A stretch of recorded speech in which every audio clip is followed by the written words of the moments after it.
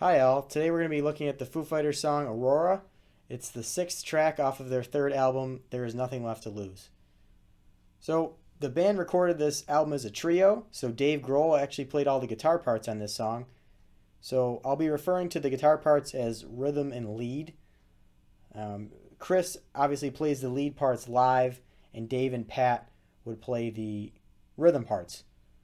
So let's jump right into it. I'm going to play the main riff that I found a tutorial on YouTube of someone kind of explaining this main riff, and I found some covers out there.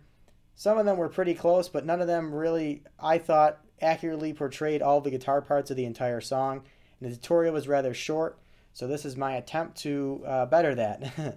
So let's jump right into it. Here goes. I'm going to add a little distortion and some delay just so you can hear what the main riff sounds like as it would on the record. I'm using a Rat distortion pedal.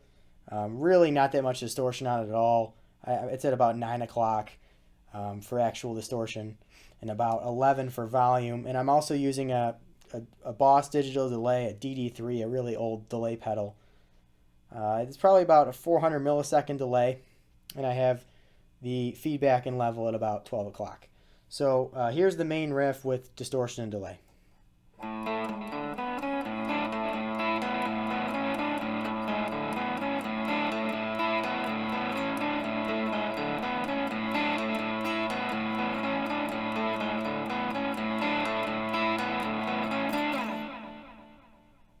So that is the main riff that repeats for a lot of the song. So I'll consider that the lead guitar for the intro and the verse. So this is how you play it. That open A string, the song's in the key of A, that open A string rings throughout the riff. It's kind of like a pedal or a droning note. So you start on the open A. That's the 7th fret, then the 6th fret on the D string. Back to the open A. Now up here to the 9th and 11th fret on the D string. Open A again. Now you're playing the G and the D strings at the 7th fret. G string first, then the D string. So it sounds like this up to that point. Notice how that open A string is ringing throughout that riff and you keep going back to it. So one more time. That's the next part. It goes up to this 9th fret, the same thing like you did at the 7th fret. It's barred across the G and the D strings at the 9th fret there. So from the top, it sounds like this.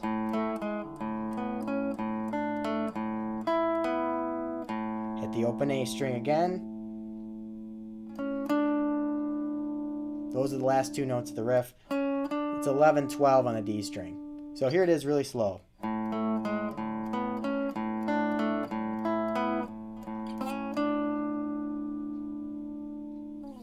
Okay, so that is the main riff that Chris would play live over and over and over again, but Dave plays on the recording. Live, what Dave does is kind of a variation. It's kind of a cool little thing he does in the key of A. Up here, he starts at this note at the G string at the 9th fret and works his way up a little tiny portion of the, I guess you could call it the A major scale.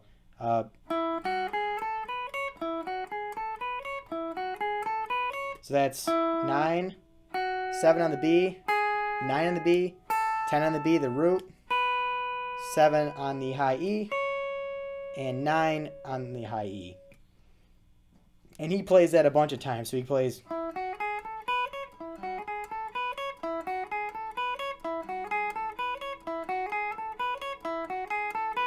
Right? He plays it a bunch of times while Chris is going. So kind of a cool little fill there. All right, so now that we have the main riff and sort of the intro down, let's look at the rhythm guitar for the verse, because the lead guitar is playing that riff. So the rhythm guitar for the verse plays this really nice sounding A chord up here. It's actually like a D shape. 7th fret D string, 9th fret on the G, 10th fret on the B, and having that open A string ringing out. He's kind of picking through it. You can kind of hear that 7th fret on the high E string as well. So if you want to bar it across, it's also like the opening chord to the Foo Fighters song Walk. So the rhythm guitar is picking through that and just strumming it. Then you, after you play that for a measure or two, you're going down on from the 10th fret on the B to the 9th fret on the B. So you're kind of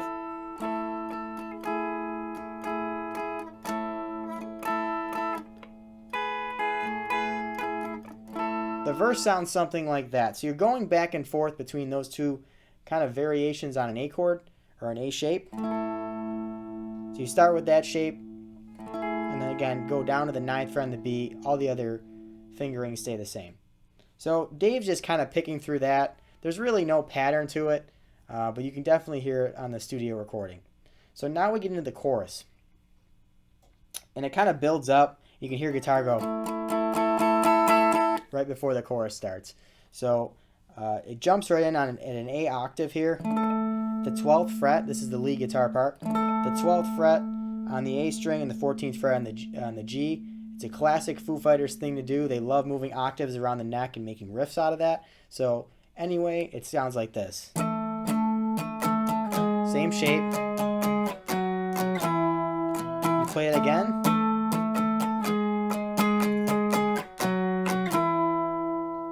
Okay, so that's the first part of the chorus. 12, same shape at 11th. 9, 7. 12, 11, 9, 7. Play a nice D power chord there. 5 on the A string, 7 on the D, 7 on the G as well. All this time, right? That's that lyric. So the band kind of pauses for a second, and he comes back in with.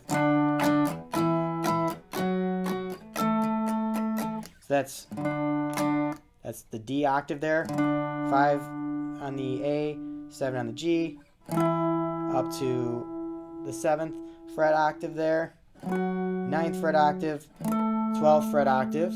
Then you play what you played before. Hell yeah. I remember Aurora. Okay, now we get into the rhythm part for that section. Again, it's kind of playing the same chords you played earlier. So he's playing.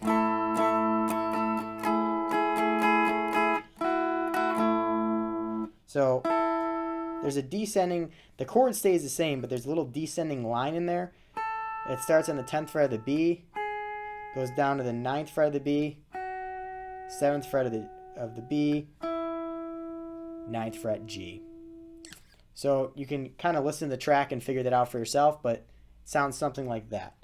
Now we get into the chorus, kind of the second part of the chorus, or I like to think of it. That's what I like to think of it as. It's the take me down part. And the lead guitar is doing something really cool. It's one of my favorite parts of the song to play. And there's a lot of parts of this song. It's pretty complicated for a Foo Fighters song. So it goes like this.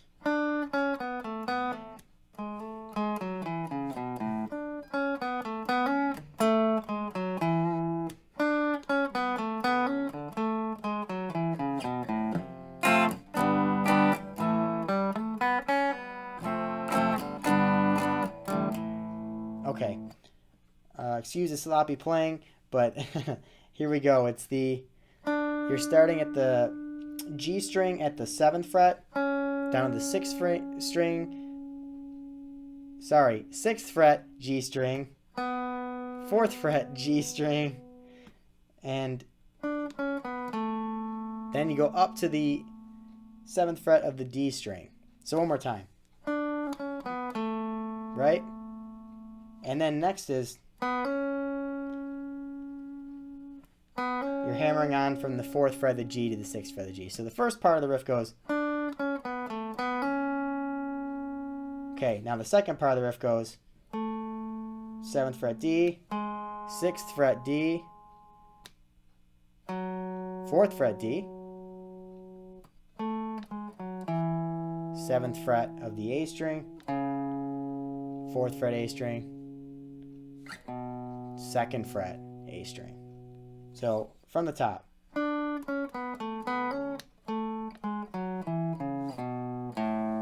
And you guessed it, it ends with an open A string.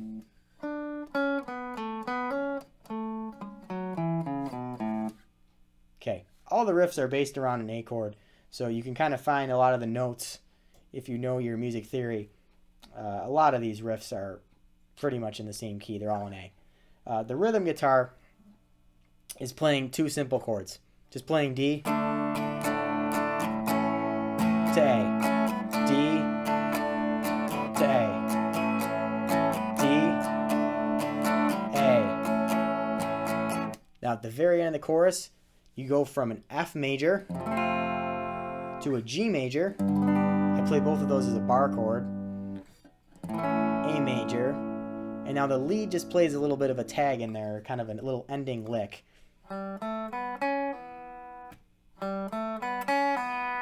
So it's open 2 on the G string, open on the B, 2 pull off to the open on the B. So it's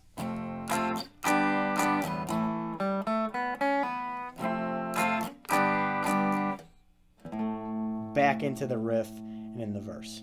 Okay, so runs through the same verse and chorus, lead and rhythm parts again, and now we are into the little bridge section.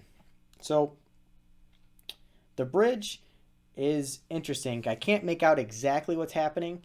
I actually hear the bass track pretty prominently in this part, but this is what I think is happening. The lead guitar is going like this. It's the on and on Aurora wait for everyone part of the song. So the lead part's going like this.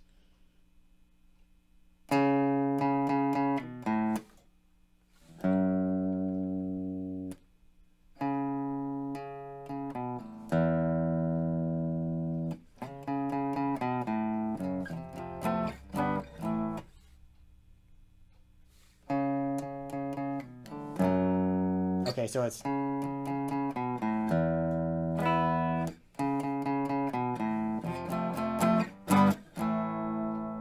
that's what the lead guitar is doing. So it's the 4th fret on the A string, down the 2nd fret on the A string, and then to an F sharp 5, an F sharp power chord. Sorry, you hit the A string and then go to the F sharp 5 power chord. Same riff. Now you hit an open E. You go to an E power chord played like this. It's kind of a Foo Fighters way of playing an E major or an E power chord actually. Open 2-2, mute that G string at the 1st fret, and just have the top 2 strings ringing open like a normal E chord. And then riff one more time, just like earlier, F, G, A. So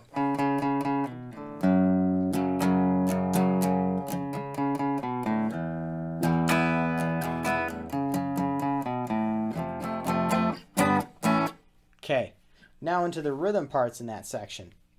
So, and maybe you can call this a rhythm part, maybe you can call it a lead. I'm not quite sure, because they're kind of they both sound like lead guitar parts to me. I hear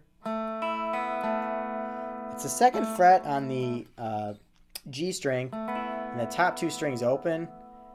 You can hear a guitar kind of picking that in the background. You can hear someone go down to the that's from the over the F sharp power chord. And when they're playing E, you can hear that. You can hear over the top of an E chord there, which is the 1st fret G, the top 2 strings open, and they both come back. Both guitar parts come back for right. So again, it's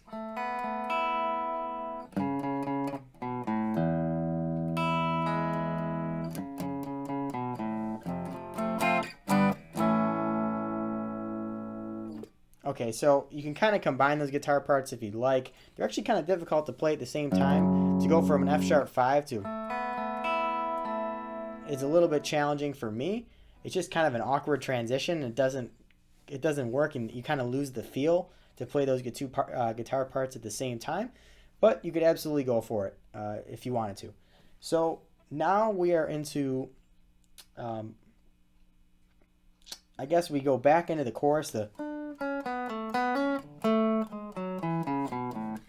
again, and come back into that riff, which plays over and over and over again as the song kind of enters the outro, or kind of the final section. But now we're into the fun part where it really builds up, and you can hear, I want to turn on my storage pedal for this. You can hear Dave playing this.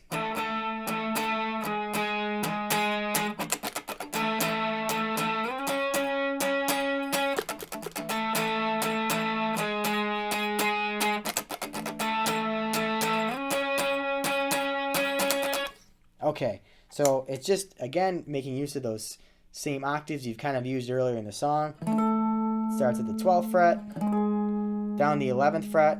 Kind of something cool I like to add is, you kind of hear like muted, sort of like kind of funky rhythm style playing there. You're going, just keep your strumming hand over the strings and strum for a muted strings effect sound there. And then you're going from the 12th fret up to the 16th fret. That's a C sharp octave, way up there. That's 16 and 18 on the A and G strings. So you can kind of go back to this. I play this chord a lot. Right as the song kind of enters its last little stretch, you repeat the riff yet again. Everything is really all the same within that outro section of sections that have happened earlier in the song. You play the riff a bunch of times. You can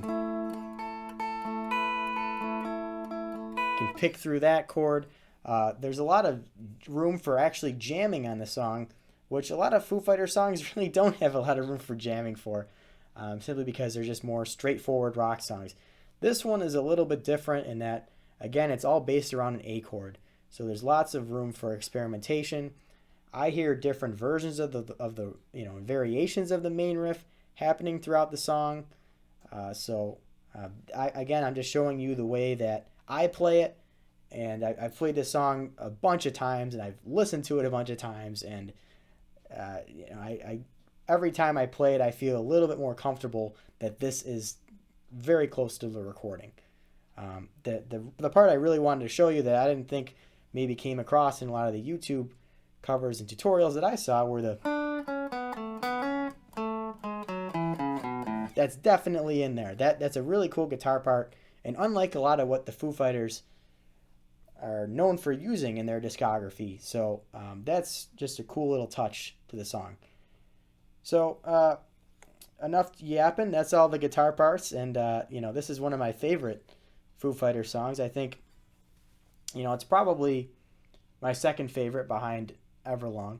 I think Everlong's just in a league of its own. I think it's really certainly a special Foo Fighters song, but this one is a close second because, well, it's one of their longest album tracks. It clocks in at almost 6 minutes, which is really a long length for a kind of a dad rock stadium rock band. But I was really impressed by the songwriting on really this album in general, but on this song in particular. It's kind of the high point and the climax of There's Nothing Left to Lose, and that album starts so strong, and it kind of builds up to this, like the songs like Generator right before it, and then this one are just phenomenal tracks. And again, this is one of their most kind of loose, jammy songs. Apparently one of Dave Grohl's favorite Foo Fighters songs that he's ever written. So I think that says a lot about the quality, not only of this song, but just that era in the Foo Fighters. That There's Nothing Left to Lose album was so rocking, but also really melodic and poppy. And I think it owed a debt to a lot of like 70s AM rock radio. I hear the Eagles influence in there, and Peter Frampton and things like that are kind of all over the album. But this song is really, really beautiful. And I don't know if I can say that about many Foo Fighters songs, but this song is I describe as beautiful, I think, before I used any other word to describe it. So thanks for watching. and leave any comments. Let me know how you guys play it or your thoughts on this song. I really like playing this one, so I think I covered everything, but please leave your feedback and hit that subscribe button. Thank you very much.